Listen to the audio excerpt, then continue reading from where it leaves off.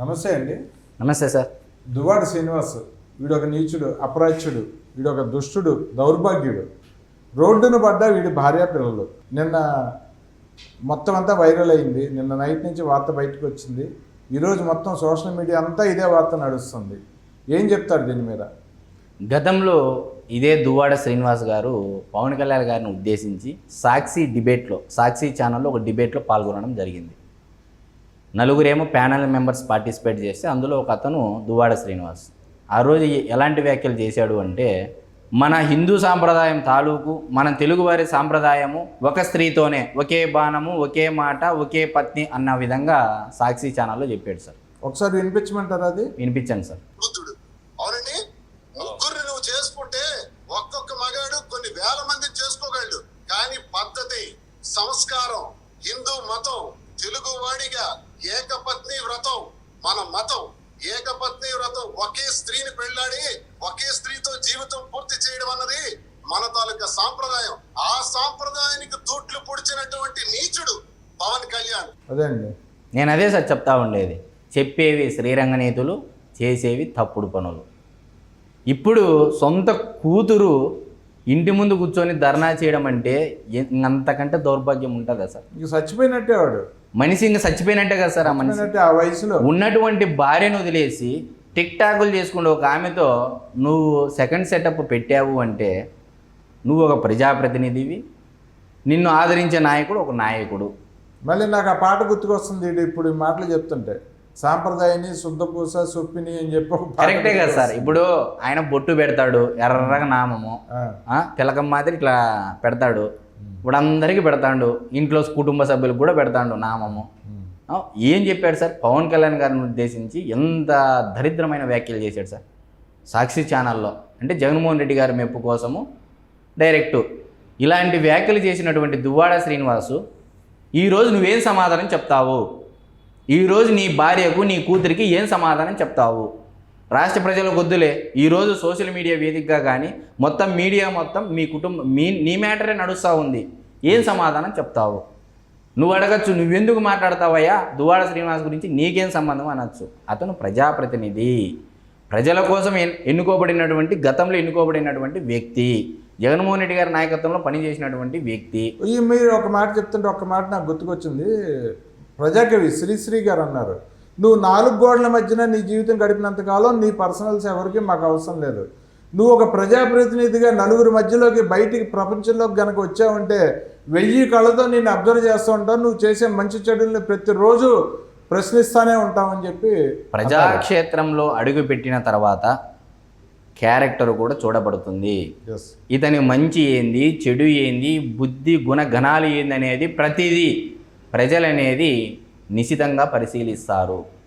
నువ్వు ప్రజాక్షేత్రంలోకి అడుగుపెట్టిన తర్వాత పిల్లల గురించి మాట్లాడతావు, జగన్మోహన్ రెడ్డి గారి మెప్పు కోసం బూతులు మాట్లాడతావు, అచ్చెన్నాయుడిని సంపుతా అంటావు, రౌడీజం చేస్తావు, రాడ్లు కర్రలు పట్టుకొని పోయి ఇళ్ళ మీదకి పోతావు అధికారం ఉన్నప్పుడు. మరి ఈరోజు ఏమైంది? ఈరోజు ఏం సమాధానం చెప్తావు నువ్వు? ఇలాంటి వ్యక్తులను ఆ ప్రాంతవాసులు కూడా, టెక్కలి ప్రాంతవాసులు కూడా చొప్పుతో కొట్టినట్టు సమాధానం చెప్పారు మన ఎలక్షన్లో. మరి ఇప్పటికీ మార్పు రాకోకుండా ఇలాంటి వ్యక్తుల వల్లే కదా జగన్మోహన్ రెడ్డి గారికి ప్రతి చోట బొక్కబడిండేది. అంతా ఇలాంటి వాళ్ళని ఆదరించి చివరికి ఏం చేస్తున్నాడు? నిండా మునిగిపోయాడు. ఈరోజు బయటికి రాలేని పరిస్థితి జగన్మోహన్ రెడ్డి గారి పరిస్థితి. నాకు ప్రతిపక్ష హోదా కావాలని ఆయన ఒకవైపు, బెంగళూరులో కూర్చొని నాకు ప్రతిపక్ష హోదా వస్తేనే ఢిల్లీ నేతల అపాయింట్మెంట్లు వస్తాయని ఇంకోవైపు, మీలాంటి నాయకులు కార్యకర్తల వల్ల ఆయనకు చెడ్డ పేరు ఇంకోవైపు. నిత్యము ఏదో ఒకటి ఆడవారి పట్ల, మహిళల పట్ల అన్నీ ఇవే సార్. అంటే అక్రమ సంబంధాలు ఈ మధ్య వైఎస్ఆర్సీపీ పార్టీలు ఎక్కువైపోయాయి సార్. ఎక్కువ కాదు, ఉన్నదంతా మొత్తం ఇక అదే మిగిలింది ఆఖరికి. అంటే ఏ పార్టీలైనా కూడా కొంతమంది, ఇప్పుడు గతంలో కొంతమంది ఆ పార్టీలో పనిచేసిన వారు పార్టీ మారారు సార్. ఎందుకంటే ఆ పార్టీ సిద్ధాంతాలు నచ్చక చూసి చాలామంది మారిపోయారు. ఇది పద్ధతి కాదు అని కూడా చెప్పారంట జగన్మోహన్ రెడ్డి గారికి. సీనియర్ సజ్జల రామకృష్ణారెడ్డి పక్కన ఉన్నటువంటి వారికి చెప్పారు. ఏం చేశారు? నమ్ముకున్న వాళ్ళని నిండా ముంచేశారు జగన్మోహన్ రెడ్డి గారిని. ఇంకేముంది మాట్లాడుకోవడానికి? ఇలాంటివి తప్పితే వాళ్ళ పరిపాలనా కాలంలో ఇలాంటివి మాట్లాడుకోవడానికి తప్పితే అభివృద్ధి ఏమన్నా జరిగిందా? ఏమన్నా అంటే బటన్ నొక్కినామంటారు. ఏమి నొక్కితే యాడికి పోయింది ఇదంతా? ఇప్పుడు నొక్కడం గిక్కడం ఏం లేదు సార్. మొత్తం ప్రతి చోట ఇల్లు ఇలాంటి స్పెషల్ స్టేటస్లు దండికి పెట్టారు సార్. స్పెషల్ స్టేటస్లు చాలా పెట్టారు. Vijayasai Reddy special status special status నేను ఎందుకు అంటున్నానంటే ప్రత్యేక హోదా. వీళ్ళు రాష్ట్రం గురించి ప్రత్యేక హోదా గురించి పోరాడట్లేదు సార్. వీళ్ళకి ఇంకో సెటప్, ప్రత్యేక హోదా, ఇంకొక ఇల్లు నిర్మించుకోవడానికి. ఇప్పుడు గతంలో విజయసాయి రెడ్డి గారిది చూసాంగా, శాంతి గారి ఇష్యూ, విజయసాయి రెడ్డి గారి ఇష్యూ. ఇప్పుడు మరి ఇంకా కొత్తగా దువ్వాడ శ్రీనివాస్ గారి ఉదంతం బయటకు వచ్చింది. తీరా కొన్ని రోజుల తర్వాత, రేపో మాపో తర్వాత మా వైఎస్ఆర్సీపీ నాయకులే మమ్మల్ని బయట పెడుతున్నారు వీడియోస్ అని కూడా వాళ్ళే చెప్తారు. తీరా అదంతా జరిగిన తర్వాత మళ్ళీ తెలుగుదేశం పార్టీ వైపు ఏలెత్తి చూపుతారు. ఇవన్నీ ప్రజలు చీదరించుకునే పరిస్థితి వచ్చేసింది సార్ రాష్ట్రంలో.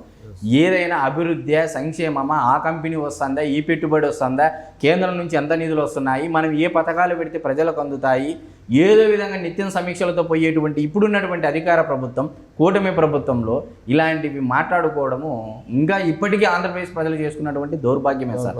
గతంలో వారిని గెలిపించి ఇప్పటికి కూడా ఆ మూలాలు పోవట్లేదు సార్. ఆ తాలూకు నష్టం ఇప్పటికీ జరుగుతూ ఉంది. ఇది కూడా ప్రజలు భవిష్యత్తులో మరొక్కసారి ఇదే కూటమి ప్రభుత్వాన్ని తీసుకొని వస్తే తప్పితే కానీ ఆంధ్రప్రదేశ్ బాగుపడే పరిస్థితి అయితే లేదు సార్. నేనైతే స్పష్టంగా చెప్పగలను ఇది. ఓకే అండి, చూద్దామండి. ఈ సుప్పుని సాంప్రదాయాన్ని శుద్ధపూస ఈ దువ్వాడ శ్రీనివాస్ భార్య పిల్లలు రోడ్డున పడ్డారు. వాళ్ళని చూస్తుంటే అసలు చాలా పద్ధతిగా ఉన్నారు వాళ్ళు. వాళ్ళ పిల్లలు కానీ ఆయన భార్య కానీ. అటువంటి కుటుంబాన్ని వదిలేసి ఈ టిక్ టాకులు చేసుకునే దాని వెనకాల పడ్డాడంటే ఈడు ఎట్లాంటి సన్నాసం, ఇట్లాంటి సన్నాసిని పోషిస్తున్న జగన్మోహన్ రెడ్డిని ఏమనాలో కూడా అర్థం కావట్లేదు. ప్రజలు అసహించుకుంటున్నారు వీళ్ళందరినీ. జగన్మోహన్ రెడ్డి ముఖాన్ని కూడా ఉమ్మేసే పరిస్థితి ఉంది వీళ్ళ వలన.